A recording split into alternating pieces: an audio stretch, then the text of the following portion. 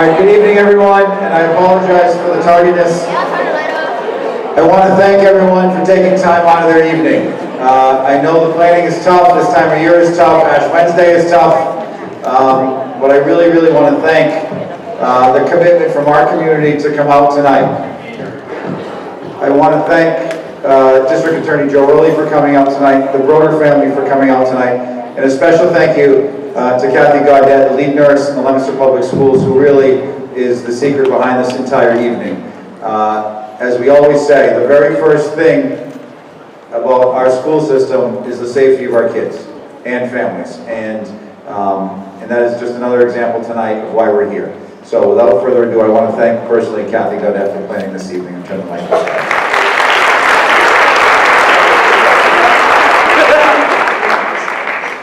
Good evening, everyone, and I also want to thank all of you for taking the time and making such a commitment to attend our very first mandatory parent prom event. And I want to thank those that were manning the tables. Those kids were wonderful. The district attorney's office, they have a hidden plain sight demo in case you missed that. Leominster Police, LUC, LCAT, the Launches and Public Health Network, and the wonderful Leominster High School students and staff. We couldn't have accomplished any of this without any of them. I also want to send a special thanks to Superintendent Paula Deacon, who told me I could do this, and to Principal Dr. Stephen Dobzinski for being very supportive, the Senior Prom Committee Advisors, Ed Ordway and Michelle Oliveri, and the Junior Prom Committee Advisors, Bridget Billingham and Chris Mills, and also a special thanks to Kim Marchand. Without all of them, this would never have happened. If you have not signed in, you must sign in, have your student's name and your name, so that you get credit for being here. Our speakers tonight are, as you said, the Worcester District Attorney General. I get a little tongue-tied. I'm not used to talking in front of so many people. I apologize. But our Worcester County District Attorney, Joe Early Jr., followed by Lisa and Kyle Broder.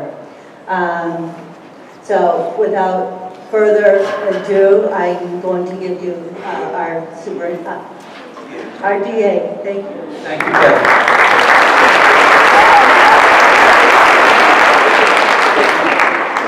Music to your ears, I'm going to be quick. But it is an important message. So, just a couple things. You're dealing with kids. You're dealing with the temptations that kids will have. You're dealing with underage drinking. You're dealing with a pill society. You got two parents that are having kids who get the wisdom teeth out. Don't take the pills. Don't take Percocet home. I'm telling you right now. And if you do, take one or two. Because it's been scientifically proven that 2 Advil and a Tylenol are just as effective as a Percocet and they're non-addictive. And we know that 40 to 60% of our culture is prone to addiction. So if you got 4 kids in your family, 2 of them are more prone to addiction than others. And when they take a substance like a Percocet, a Vicodin, they got a greater chance of becoming addicted. With regards to this, with regards to social host liability, we know that the longer a kid puts off drinking, I got a slide on this later. It's incredible how much the odds go down of them becoming an alcoholic. We know this, that there have been parents in the past that thought it was okay to throw a party. A pre-prom party, post-prom party, 5 times real fast. And we've had horrible, horrible, horrible consequences. Deaths, criminal penalties, civil judgments, in the amounts of $7 and $9 million. And it's not covered by your insurance. We've got a great movie we brought up to the school, and I applaud Kathy, I applaud Principal Dobzinski. It's called If They Had Known, and it's about a Winchester student named Clay Soper with his friends in college. And when I saw this, it scared the hell out of me. They each took a Xanax, and they started playing beer pong. They put Clay to bed because he was slurred speech, he was falling all over the place. And they thought they were doing the right thing, as did I at that part in the movie. A little while later, they found out when they checked on Clay, he wasn't breathing. The effect of the Xanax, which is a benzodiazepine, an antidepressant, and the alcohol caused his respiratory system to shut down and he died. A sophomore in college. Well, I can't tell you. It gives me chills even thinking about it. And every time I see it, we showed it in Fantastic today, it still gives me chills. It doesn't get any easier to watch, nor will it. Hope you get a chance to see our Hidden in Plain Sight display out there today. Some of the things that if your child has an addiction or is fooling around with opioids, you will see. And remember this about opioids. It's not a moral failing. It's not a character flaw. It's disease. A very complex disease of the brain. If you're looking for a good book to read, I'd recommend Dreamland by Sam Quinones.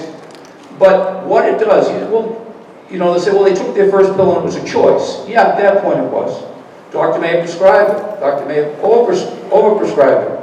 But what we do know is the person with the addictive personality, the person who takes too much, their brain becomes rewired to the point where they think they will die without these drugs. And that's not true with opioids, but it's severe, severe, severe pain. Take your worst flu you ever had in your life and multiply it times 10. That's what it feels like when you're trying to kick opioids. Again, whether it be Percocet, Vicodin, Oxycontin, Oxycodone, or heroin, they all come from the morphine molecule. So, I know being a parent isn't easy these days. I got 5 kids. We have 5 kids. 22-year-old senior at UMass, 20-year-old sophomore at Trinity, 19-year-old freshman at UMass, 17-year-old junior at Doherty High in Worcester, and a 6-year-old. Can't make it up. So, God works in funny ways. I said I was going to be brief, and I'm going to be. Okay, we have a few slides for you. Please stay with me on this. This may save someone's life. You can never, the best part of my job is this, talking about prevention. I'm sorry this was mandatory, but if it wasn't, you wouldn't be here. To that end, let's start with the slides. Legal drinking age in Massachusetts is 21, period. When I was 18, it was 18. I'm 61. A cousin of mine, his brother's girlfriend got killed in a horrible accident. It was one of the worst things we ever had. Jimmy Gavone and Norma Saucy on Mount View Street in Worcester. It was a horrible accident. 18, yeah, it was for a lot of different reasons. It was a bad law. All right, so now it's 21. The Massachusetts general law is very clear. Whoever furnishes alcohol to a person under 21 years of age shall be fined or punished by a fine of up to $2 grand or imprisonment for up to a year in a house of correction or both. Furnish means to knowingly give or intentionally give, supply, provide, or allow someone to possess alcoholic beverage on the premises or property owned by or controlled by the person charged. And that includes hotel rooms. Liz? Okay. A social host is anyone, an adult or a child, who is in control of the premises and who furnishes the alcohol or allows it to be consumed on the premises. You can be sued if your child or underage guest drinks alcohol and injures someone.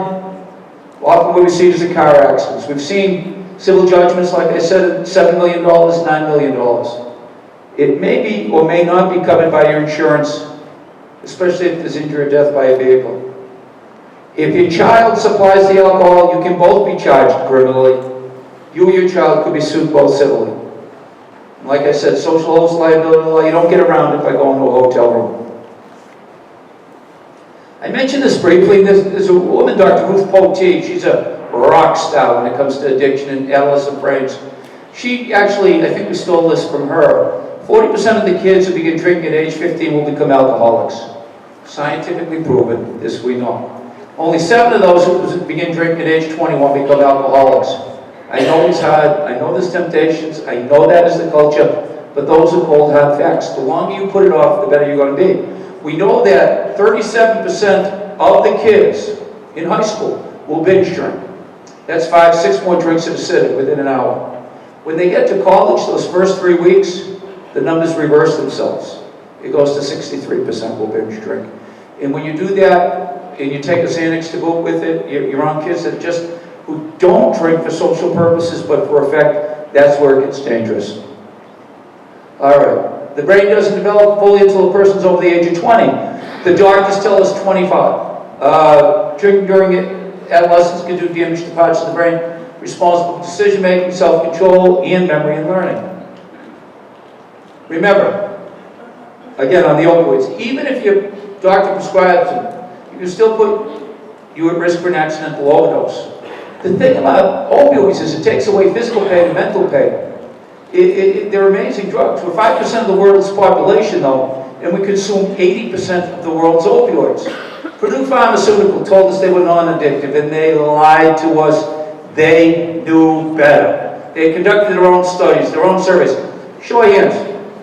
Raise your hand if you know someone affected by the opioid crisis. Isn't that amazing? And how sad. Purdue Pharmaceutical made $14 billion in profit selling opioids as non-addictive. I hope Maury Healy gets them and gets them like they have never been gotten. They should be paying for their people in recovery. All right. Go back for a sec, Liz. Okay. Drinking alcohol will take prescription opioids such as benzodiazepine like Xanax, Ativan, and Valium with opioids again. 2 depressants. There's a horrible, horrible risk. Like I said, it gets rid of physical and mental pain. Why wouldn't a kid who's going to feel, the best he's going to feel all day on a scale of 10 is a 6, 7, or an 8, takes one of these and feels like a 26, 27, or a 28. Why wouldn't they want them? Again, if your child's getting wisdom teeth out, ask the doctor, do I need these? And if you do take them home, take 1, 2, or 3. 2 Advil and a Tylenol are just as effective and non-addictive. 69% of opioid drug users say they get their first drugs from family friends. Don't leave them in the medicine cabinet. Get rid of them. Never share medications. You get old ones, police departments, they have drop boxes, bring them to the police department, throw them in. And educate yourself on the signs and symptoms of drug use and misuse. Visit our hidden in plain sight display. If you don't have time, take some of the literature. Again, I keep talking about ibuprofen. No, I don't have stock in Advil. But 400 milligrams of ibuprofen, 2 ibuprofen, and 2 Tylenol were more effective than Vicodin and OxyContin. 2 Advil and 1 Tylenol more effective than a Percocet. And this is science. This is science. It's not just me getting up here talking about it. It is science. Listen. All right. Now, one more thing. I'll tell you a story. You're the most important influence in your child's life. What you say and do is what they're going to say and do.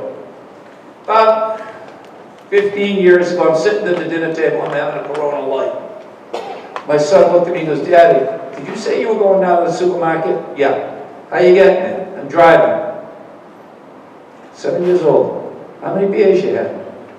I had 1, he goes, you had 3. Oh, that's the last time I ever drank in front of my kids. For what it's worth. What you do, they're going to think is okay. I was in private practice for 17 years, and it was amazing to me how many people I knew smoked pot in high school and college. Couldn't understand why their kids were smoking pot in high school and college. It is what it is. But be that example for your kids. I've already spoken too long. It's great to see everybody. If you want it, I look forward to Lisa Broder's painful presentation, but a great presentation. If there's any questions, I'll take a couple real quick. Up to you. Let's get out of here. All right. Anything? Anybody have a question? There's no such thing as a bad question, especially when it comes to this. Yes. I'm sorry. Are the kids going to be watching this if they had known? I don't know. Okay. There will be a mandatory meeting for all of the seniors and juniors just prior to their prom. So there will be different presenters, but they are getting the information. Any other questions? Anything at all? Yes. If anybody's interested, Ruth Potty is speaking at Neshoba High School, March 21 at 6:30 p.m. 5:30 p.m. they're starting a drug display. Ruth Potee at Neshoba High School, the 21st of March at 5:30 p.m. They're starting the alcohol program that they have out front. This would be one of the most beneficial topics you've ever seen. If you want to hear about opioids, you want to hear about the adolescent brain, you want to hear about dopamine and the release, medically assisted treatment, all the things you see in the paper. Dr. Ruth Potee is a rock star. She's the Mookie Betts of substance use disorder. I love Dr. Ruth. I don't like Dr. Ruth Boutique. I love Dr. Ruth Boutique. 21st of March, 5:30. And if you want to become a member of our opioid task force, Jill Woolridge or Liz Haddad, give them your email. There's not a lot of commitment, but we're trying to get Ruth Boutique to come in about 6-7 months. All right?